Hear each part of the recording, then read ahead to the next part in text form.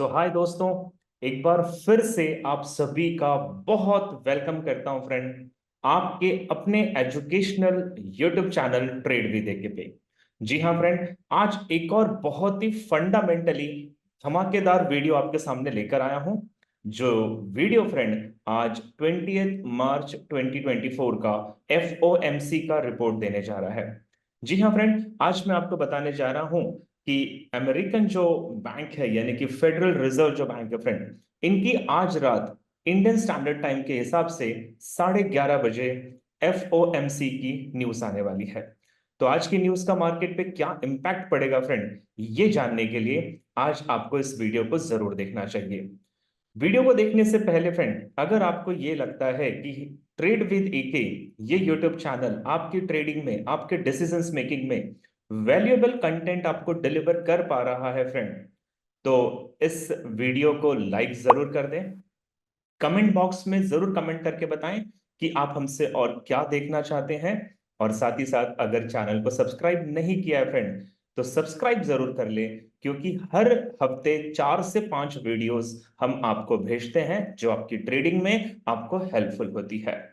तो चलिए फ्रेंड, शुरू करते हैं आज की FOMC की रिपोर्ट क्या आने वाली है, और मिलते हैं एक शॉर्ट इंट्रोडक्शन के बाद।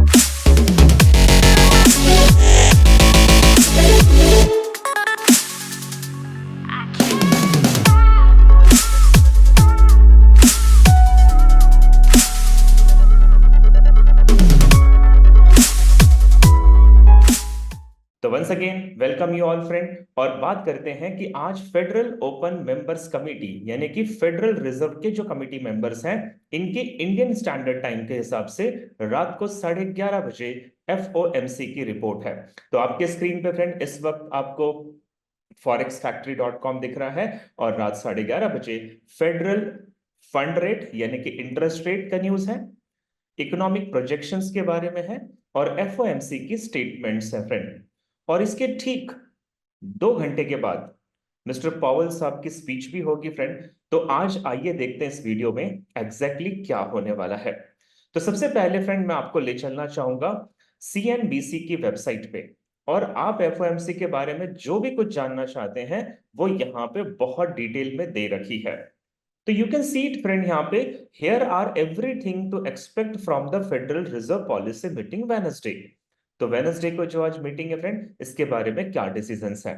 तो यहां लिखा है की पॉइंट्स में, the fed has a lot to do as its meeting this week, but ultimately may not end up doing a whole lot in terms of changing the outlook monetary policy. तो आज की जो इनकी monetary policy है friend, उसमें आज FOMC के बाद बहुत सारा काम है करने के लिए, बट आज की मीटिंग में वो सारा टास्क अपना पूरा नहीं कर पाएंगे। तो बेसिकली आज की जो मीटिंग होगी फ्रेंड, इसमें GDP, इन्फ्लेशन और अनएम्प्लॉयमेंट जो रेट है फ्रेंड US का, इसके ऊपर डाटा एनालिसिस किया जाएगा, और उसके हिसाब से कमिटी मेंबर्स अपनी स्टेटमेंट्स आज देने वाले हैं। तो GDP की ग्रोथ हुई है नहीं हुई है, इन्फ्लेशन कंट्रोल में आया कि नहीं आया, और अनएम्प्लॉयमेंट का जो रेट है, बेरोजगारी दर जो है फ्रेंड, क्या वो ग्रो हुआ है। तो उसके अकॉर्डिंगली अगर हम थोड़ा सा रिपोर्ट को नीचे पढ़ते हैं, तो यहां पे लिखा है friend, yet the general meeting is that policy maker will stick to their recent messaging. तो फ्रेंड आज इंटरेस्ट रेट को बढ़ाई नहीं जाएगा, आज इंटरेस्ट रेट को बढ़ाने का या कम करने का कोई भी डिसीजंस नहीं लिया गया है। और क्यों नहीं लिया गया है, तो जब आप इस पूरे रिपोर्ट को पढ़ोगे तो आप इसको इन शॉर्ट समझ जाइए इंटरेस्ट रेट को अभी कम इसलिए नहीं किया जा रहा है क्योंकि यूएस गवर्नमेंट जो 2% की महंगाई को टच करना चाहती है, ऑलमोस्ट वो उसके नियर है। और इन्होंने 1970s में फ्रेंड ये गलती की थी, इन्फ्लेशन को कंट्रोल में किया और एकदम से इंटरेस्ट रेट कम कर दिया, तो इन्फ्लेशन फिर बूस्ट हो गया था, इन्फ्लेशन फिर बढ़ गया था। तो ये लिखते हैं कि हम वो गलती अब दोबारा नहीं करेंगे। तो we have to wait and watch कि मार्केट या इनका इकोनॉमिकल स्ट्रक्चर कैसे चल रहा है, उसके बाद हम इसमें डिसीजंस ले सकते हैं। अगर आप इस रिपोर्ट को और भी डिटेल में पढ़ते हो फ्रेंड, तो यहाँ पे क्लियरली मेंशन है कि एफओएमसी के जो आज कमिटी मेंबर हैं, एक तरफ तो इन्फ्लेशन कम हो रहा है, टारगेट के पास पहुंच रहा है, ये उनके लिए बहुत ही पॉजिटिव न्यूज है। लेकिन दूसरी तरफ अनएम्प्लॉयमेंट रेट बढ़ रहा है फ्रेंड, ये उनके लिए नेगेटिव न्यूज है। तो इन दोनों का कोलैबोरेशन में आज मार्केट पे क्या इंपैक्ट पड़ेगा, मैं आपको इस वीडियो के लास्ट में बताने वाला हूं। अब मैं आपको इसी बारे में ले चलता हूं फ्रेंड। ब्लूमबर्ग नाम की वेबसाइट है जो बहुत खूबसूरत वेबसाइट है। आप इसमें भी अगर अगर पढ़ते हो, इसके रिपोर्ट्स को पढ़ते हो, तो यहाँ पे लिखा है the FOMC committee is paused to keep rate in range of 525 to 550। तो ये लिख रहे हैं कि ये पॉज करने वाले हैं, रेट को बढ़ाने नहीं वाले हैं। ये 525 से 550 के बीच में रहेगा, जो पिछले 6 महीने से ये मेंटेन कर रहे हैं। The rate decision and economic forecast will be released at 2 p.m. in Washington, chair Jordan Powell के द्वारा ये बताया जाएगा। और इसके अंदर क्लियरली मेंशन किया है friend, fed official are reluctant to lower borrowing cost until they are certain inflation is closing to 2%। तो फेड जो है फ्रेंड, इनका जो बोरोइंग कॉस्ट है, इन्होंने जो लोन ले रखे हैं, उसका जो कॉस्ट है, इनको ये कम करना है। और ये अगर कम करना है तो इन्फ्लेशन को इनको 2% के अंदर लाना पड़ेगा। The rate they see as an appropriate for healthy economy, एक हेल्दी इकोनॉमी के लिए इन्फ्लेशन को 2% पे लाना पड़ेगा। But a recent rise in unemployment rate to 2-year high means they'll need to balance their attention to both prices and labor market। तो यहां पे क्या हुआ है, पिछले 2 साल की तुलना में अनएम्प्लॉयमेंट रेट बहुत बढ़ गया है, बेरोजगारी बहुत बढ़ी है फ्रेंड। तो इसीलिए अभी इनका इंटरेस्ट रेट कम नहीं किया जा सकता, और इन्हें मार्केट के प्राइस और लेबर मार्केट दोनों के डाटा का कॉम्बिनेशन बनाना पड़ेगा। अब मैं आपको एक वेबसाइट पे और ले चलता हूं फ्रेंड, ये भी one of the best website है, सीबीएस न्यूज है, जिसमें अगर आप फेड के बारे में, अगर यहाँ पे मॉनेटरी पॉलिसी की रिपोर्ट को अगर पढ़ते हैं फ्रेंड, तो यहाँ पे क्लियरली मेंशन किया है कि वेडनेसडे का जो एक्सपेक्टेशन है वो 525 से 550 के बीच का रहने वाला है। यानी कि ना तो ये ग्रो करेंगे इंटरेस्ट रेट को, ना ही ये कम करने वाले हैं। और इस पूरी रिपोर्ट को अगर आप पढ़ते हैं फ्रेंड, तो यहां पर भी बिल्कुल वही कहा जा रहा है कि अनएम्प्लॉयमेंट रेट, लेबर मार्केट, इनका डाटा थोड़ा सा पैनिक करने वाला है, जिसकी वजह से इन्हें अभी और समय चाहिए। और ये रिपोर्ट जब हम पूरा पढ़ेंगे फ्रेंड, तो इसमें मेंशन किया हुआ है कि 2024 में फेड रिजर्व जो है वो 3 बार इंटरेस्ट रेट को कम करेगी, 0.25 बीपीएस यानी कि 0.25%। तो 0.75% इस पूरे साल में इन्हें कम करना होगा। अब इंपॉर्टेंट चीज ये है फ्रेंड कि अगर ये इंटरेस्ट रेट को पॉज करते हैं, अगर ये इंटरेस्ट रेट को बढ़ाते नहीं है या कम भी नहीं करते हैं फ्रेंड, तो इसका डॉलर इंडेक्स पे क्या इंपैक्ट पड़ने वाला है। तो मैं सबसे पहले आपको फॉरेक्स फैक्ट्री में ले जाता हूं फ्रेंड, और फॉरेक्स फैक्ट्री में इंटरेस्ट रेट की पिछली डेट्स को हम देख लेते हैं, यानी कि एफओएमसी की मीटिंग की डेट।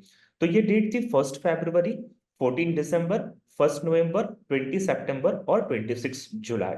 और आप यहां पे देख रहे हो फ्रेंड, 550 का फोरकास्ट है और 550 का ही एक्चुअल है। तो आपको ध्यान रखना है 1 फरवरी और 14 दिसंबर को क्या हुआ था।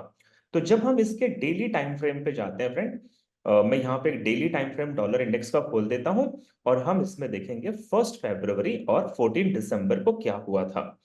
तो देखिए, जब हम 14 दिसंबर की बात करते हैं फ्रेंड, तो ये 14 दिसंबर का कैंडल है पूरे डे का, और डॉलर इंडेक्स जो है वो बियरिश गया था। और अगर हम 1 फरवरी की बात करते हैं, तो ये 1 फरवरी का डेट है जिसमें ये फिर से आपको बियरिश जाता हुआ दिखाई दिया। इससे पहले न्यूज थी 1 नवंबर एंड 20 सितंबर।